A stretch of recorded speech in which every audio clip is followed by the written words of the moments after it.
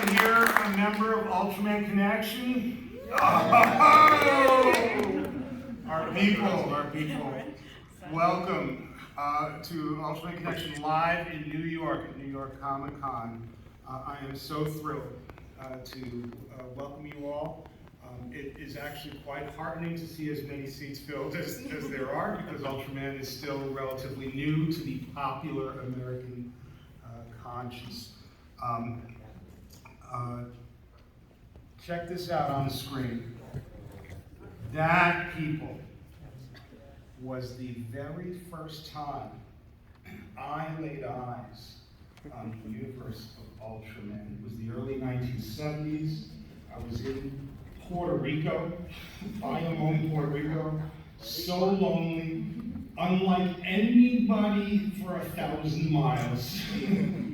And on Telemundo Infantil, they played Ultraseven, and I walked into the middle of it, or actually toward the end, and that was awesome. It captured my heart. I couldn't believe it. It's not just that it was giant monsters and big silver dudes. It was this pause. Ultraseven paused for a minute before that dude had to get his ass kicked. Right? It's almost like, listen, this is your last chance to leave, to go back to space or underground. If you're not going to leave, I have to, kind of clobber you. And so he did, and it was just amazing. I was a fan for life. I'm fortunate enough today to be a producer on Ultraman Connection. We are an international fan hub, which is dedicated to the proliferation of the Ultraman universe around the world outside of Japan. And I think you're going to see today that we did a pretty good job so far. All right, so who's with me? I know you all are. So to my immediate left is, introduce yourself. Hi there, folks. My name is EJ Kulakudis, and I am the editor-in-chief of UltramanConnection.com. Fantastic. Who's next to you?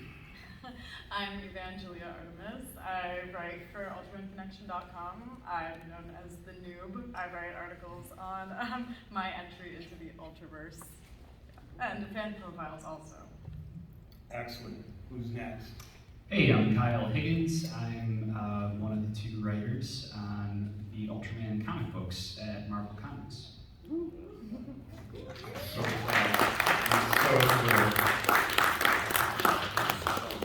next up. Hello everyone, I'm Francesco Manna and I'm the artist of the Rise of Ultraman and Trials of Ultraman for Manga Comics. And what an artist he is. Fantastic. Our two guests from Japan. Hi, I'm H. Manga and Ultraman. Saksha. These are the authors and artists of Ultraman. Yeah, speak into the microphone. Yeah, that's the Ultraman manga.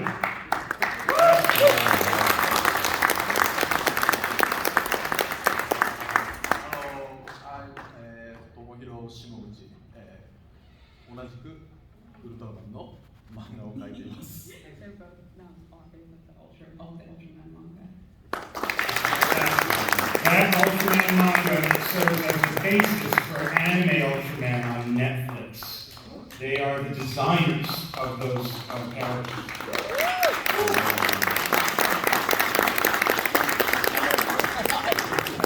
I didn't put that together So, people, I want to start off with a bang.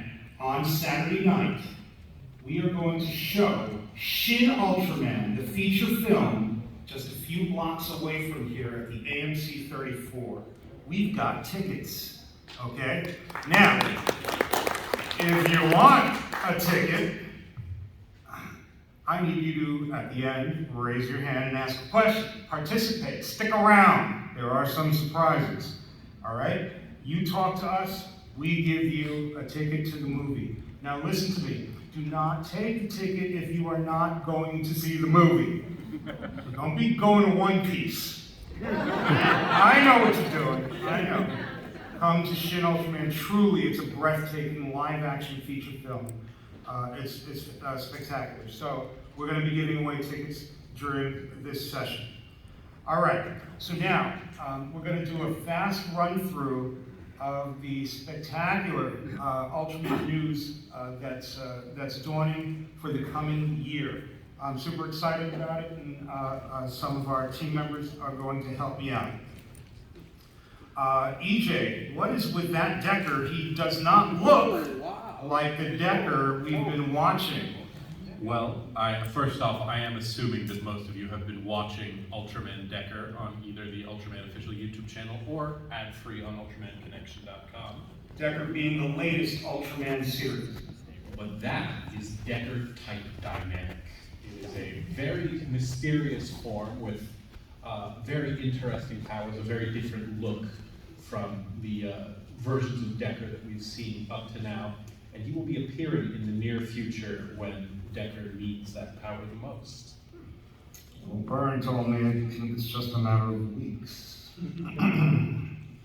All right, now, who is this guy Regulus? And what is this poster?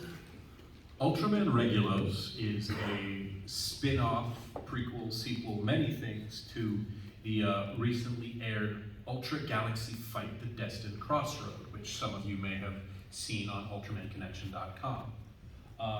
Ultraman Regulos, as far as we have known, was a hero and master of the Cosmo Beast style, who was trapped by the Absolutians in the kingdom.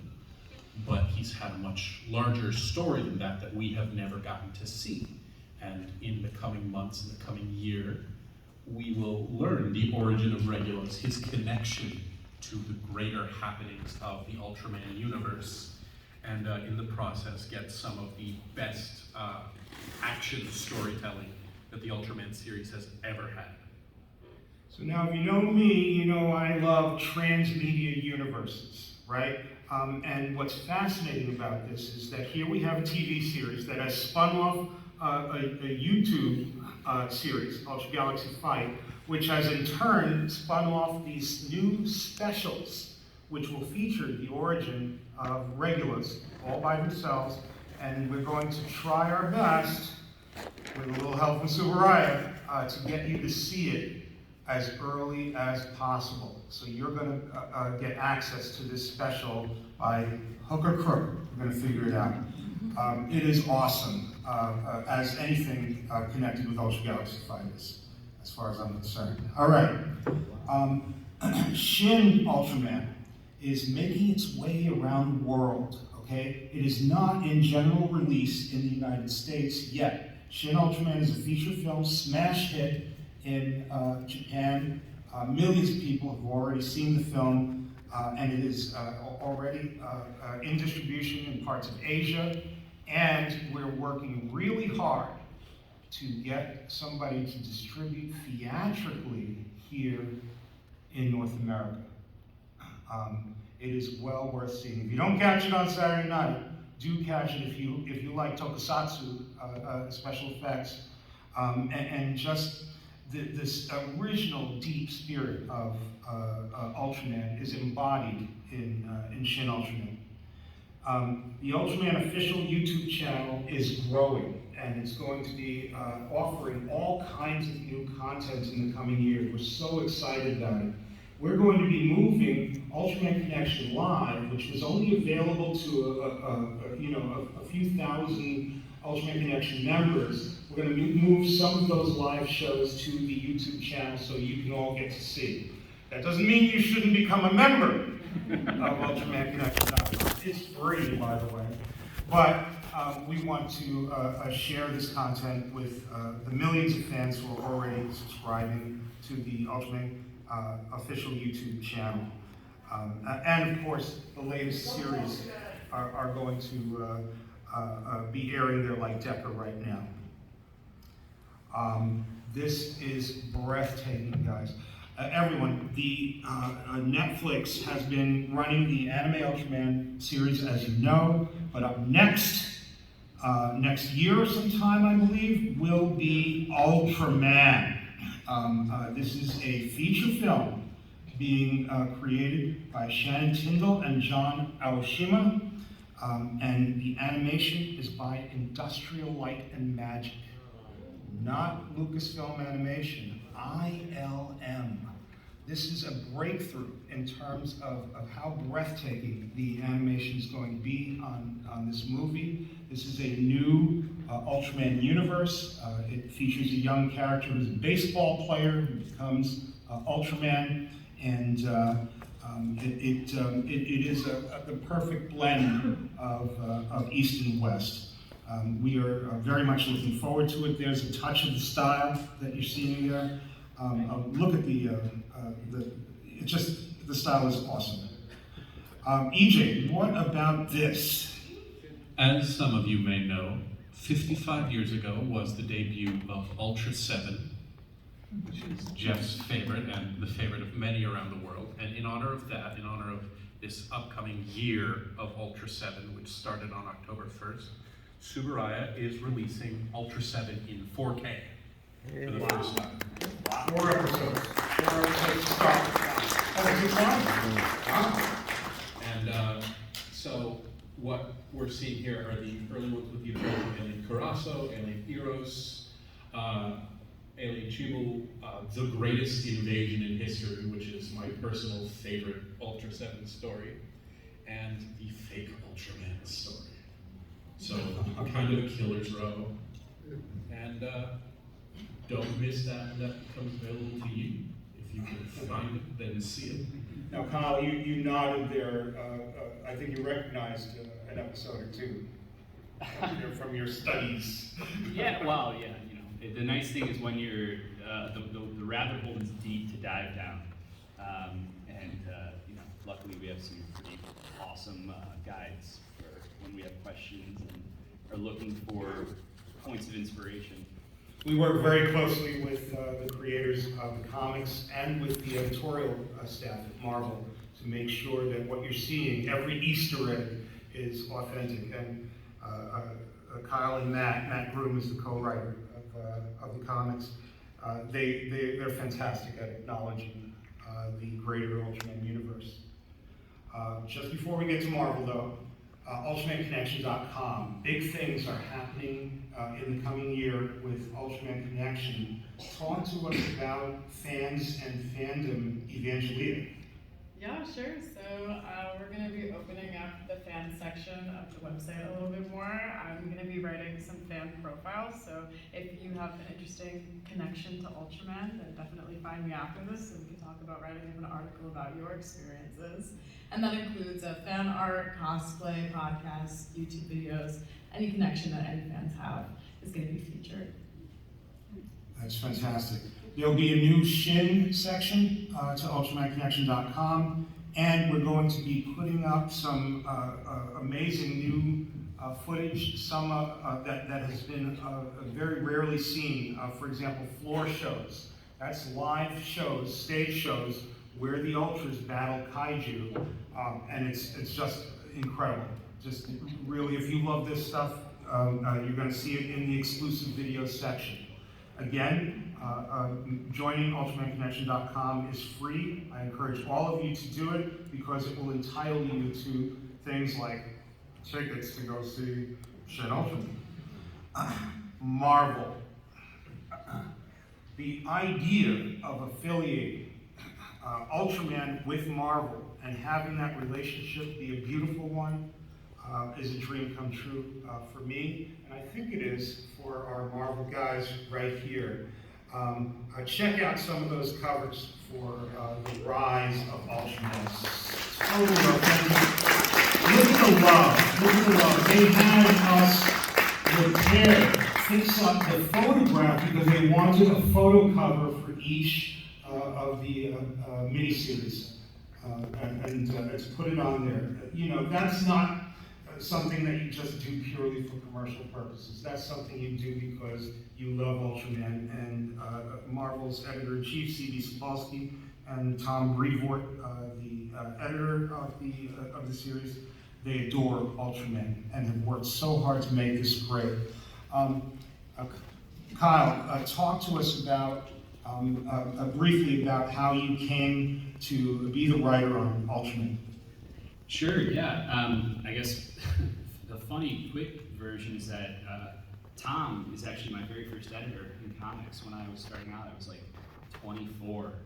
And so fast forward all these years later, and when you know, I finished doing a big run, I don't know if you guys have seen the Power Ranger comic books, but I wrote the first 30 issues of that and kind of built out the creative.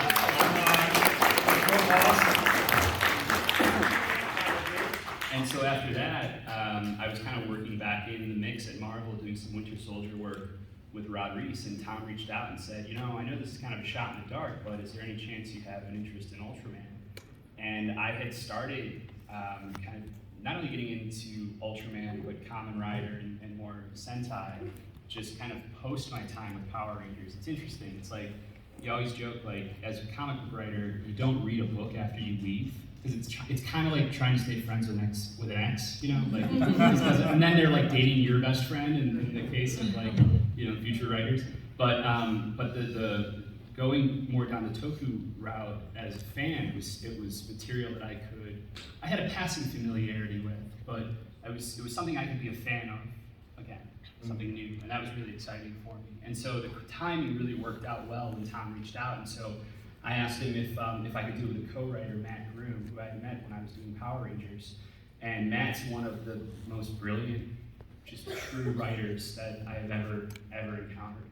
And so we built out a pitch that was bold and really took a swing as far as how we thought a way to bring Ultraman not only through the lens of Marvel, but the contemporary lens of today, where the kaiju crises are very reflective and allegorical of issues of our times and our generational way of kicking problems down the curb for future generations to deal with. And we see how that goes now. And so to be able to recontextualize that through, you know, these threats that only get larger the more they're locked away and ignored. And then also to bring Francesco in, who can do both the tiniest subtle character acting work and the most epic mass broad scale action that sells, like I said, scale. Those are two very different skill sets as a comics illustrator, and to be able to have both in a book, like you all can see, you can see the work for yourself. So yeah, sorry, that's the long. No, that's what we want to hear. And for those of you who are creative in the audience, it's a testament, because that was a pretty bold take that Matt and Kyle had for Ultraman. And you know, a lot of people would want to do their Ultraman. The reason that these guys got away with their bold take is because they understood Ultraman fundamentally, the soul of the universe, of the franchise. And so they were able to bend things and show us a new look at the Ultraman narrative without breaking it. And that's how we got the approval and went to Tsuburaya Productions and had them approve, and they approved every single page. I'm just gonna ask, how many people here have read the comics? Oh. Yeah. For those of you who haven't, I highly recommend, give it a shot. This is what the trade paperback cover actually looks like. It's a gorgeous painting from Alex Ross, who adores this material as much as anyone. Rise By of the way, Ultraman. we're giving those away. Is that right, DJ? Yes, on the Here. way out, these are sampler pages. Oh yeah, there you go. Yeah. Cool action. So stick around. You're gonna get it for free.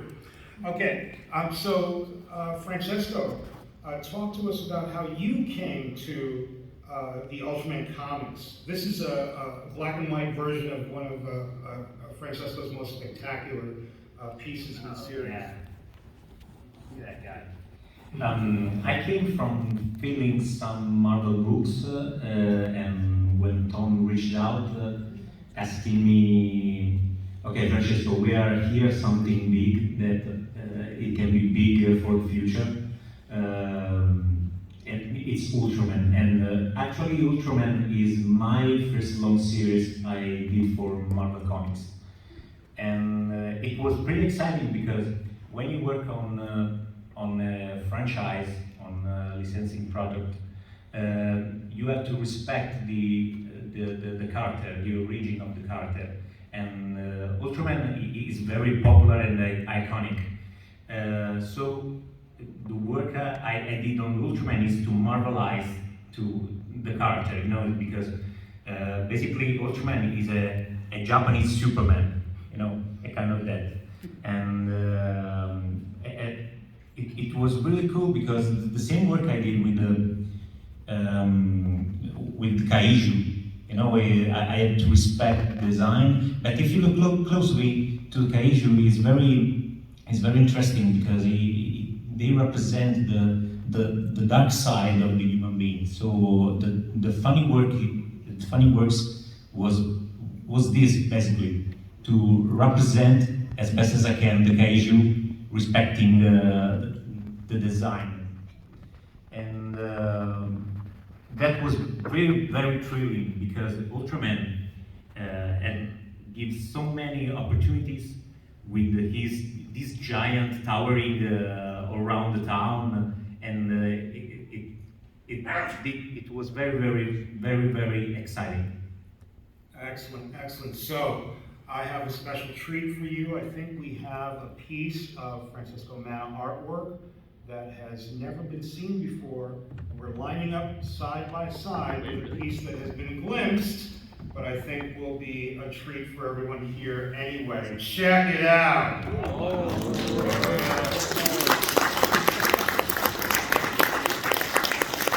On the left, and this is a recurring motif, Ultraseven, with a rogues gallery to his left. But who can identify what's special about the three kaiju on the right of Ultraman? Capsule monsters. Hey. There you go. A ringer. Yes, those are capsule monsters long before Pokemon. The inspiration for Pokemon. Yes, Ultraseven used to take these little capsules, and when the chips were down, up popped Micros and other kaiju to help him out in a fight. Just awesome. Now, on that right, I need you to explain this to me, Kyle, and as far as the artwork goes, Francesco, what are we looking at? The greatest crossover in the history of the universe. Yeah, well, this is promo art. This is not finalized character lineup. I'm just gonna say that now, necessarily, unless it is, but I'm not gonna reveal that here. But this is promo art for our 4th Ultraman miniseries in conjunction with Marvel and Tsuburaya, and this one brings the Marvel universe and some threats from it cascading into our Ultraman universe. And look, this is a world where Into the Spider-Verse won an Oscar. Okay, like Marvel is multiversal at this point, and so sometimes those Marvel threats, especially when they're of significant size, you know, may permeate to other areas of the multiverse and universe, and in this case, perhaps even some adversaries of the Land of Light. And what that means and why and how our Marvel squadron made it here is a story that Matt and I have been working on for a little while now, and I think it's going to be both evergreen and a true kind of celebration of what we think makes both the Ultras but also the Marvel characters so simpatico. Simpatico, and yet there are differences. There are going to be distinctions, I think, and that's a major a theme that I hear you've been toying with. So exciting. I've gotten just a few more hints than that, and you are going to want to by this miniseries. It is self-contained. You don't even need to have read all the other Ultraman. But you absolutely should, Jeff. Absolutely. And Some of us are on a budget. to interrupt, somebody there on the far right corner there is new to the Marvel Ultraman line. We've not seen him in print before. Spider-Man? Tara. Tell us why Tara. Because you put him on the promo image. Yeah, I know. Like I said, I'm not sure on the lineup just yet, but So Tara was maybe pretty- more prominent than others Yeah. in the series. Yeah. Fantastic. For the final section, let's touch base on the manga and anime aspects of Ultraman. Aichi Shimizu and Tsuburaya Shinguchi are here, and they have myriad calamari helping to translate. We put this together real fast, so forgive us, but what I'm wondering about, to Shimizu and Shinguchi, feel free to answer, is what is the relationship between the anime for season 3 and the manga, which has been ongoing for quite a while?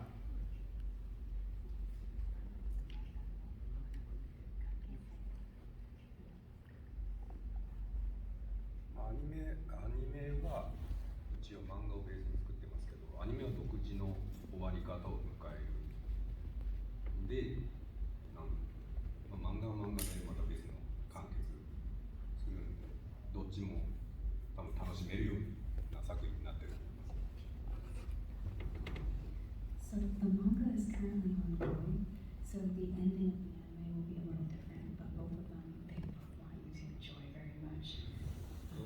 And they both had a lot of enjoyment making them, even though they are a little different. Did everybody hear that? Just a little louder. You can just walk the mic. Yeah, project. Sorry, guys. So the manga is currently ongoing, so the ending of the anime is a little different, but they both want you to enjoy them each individually, you know, for what they are, and they both had a lot of fun working on both of them. You created a variant cover for the Mystery of Ultraseven, issue number 3.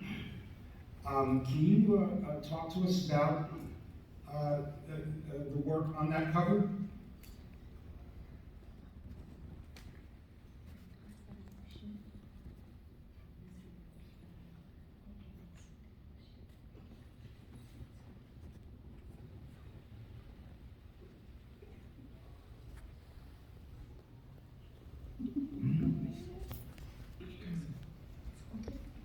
The Marvel Ultraseven.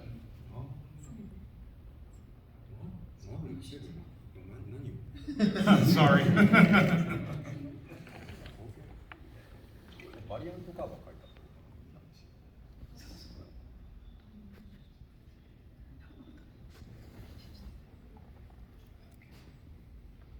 You got that one? Ultraseven, they don't seem to know. The 55th anniversary Ultraseven cover. あ、バリアントカード。まあもともとセブンが好きのもあって、その55周年記念の思いのカバーを書いたんです。 So the sort of thought process behind making the variant cover was, you know, it's the 55th anniversary, so it's very important. So it's a very heartfelt concept.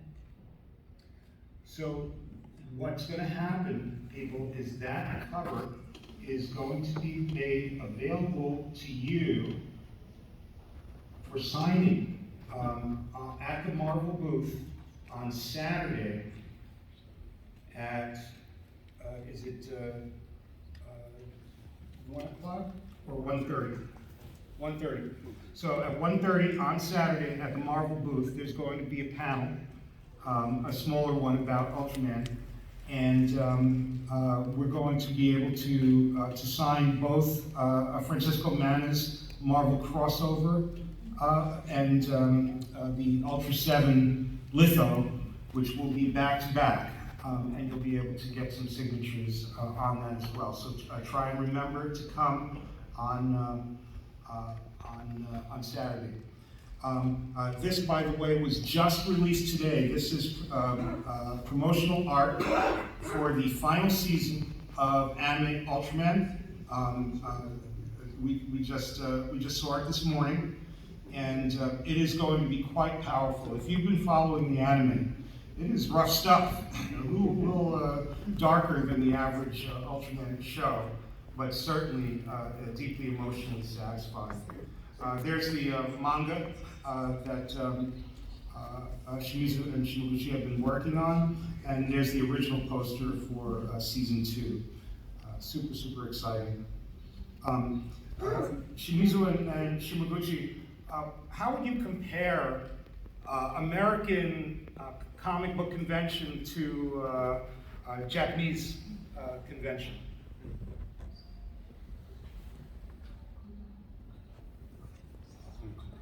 もともとアメコミとかこちらのポップカルチャーが好きなんで、日本より全然こっちのコンベンションが楽しいです。In Japan, it's sort of uncommon to find a lot of like American comic goods, so it's very exciting for them to be able to purchase and see a lot of American comic goods and comics in general that you might not get to see at a Japanese convention. Oh, so it's about shopping.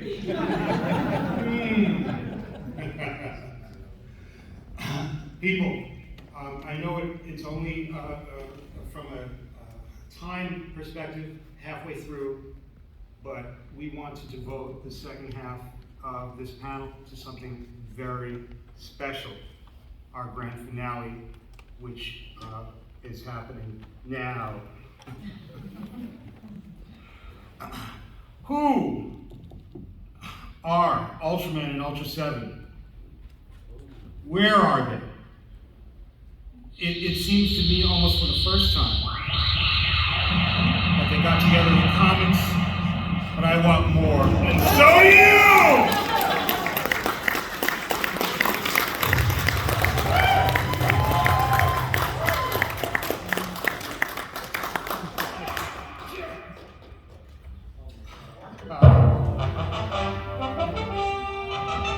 Taking pictures, people.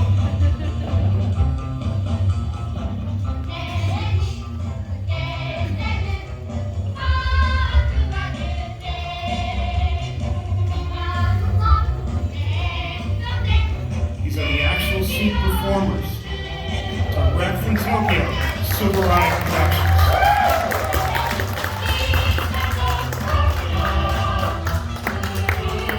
I don't know about you, but this is a dream come true.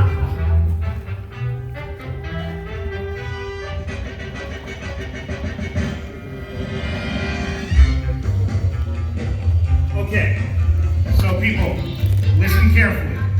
If you would like a photograph with the Ultras, I want you to line up right in front here. You'll take a photo